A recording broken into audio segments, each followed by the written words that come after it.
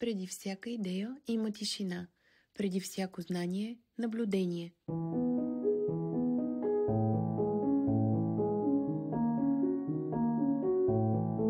Началото е празна страница и писец, търсещ формата на живота. Наука и изкуство, разказващи историята на съществуването във всичките му форми и проявления. Тук цветовете не просто оцветяват, те разказват истории.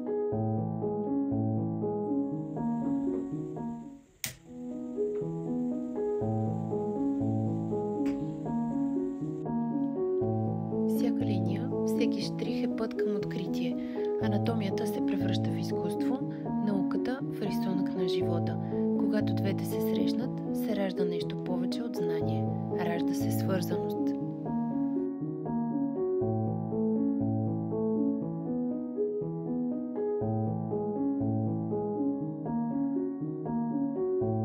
Добре дошли в Клиника 102, място, където науката диша с цветовете на изкуството.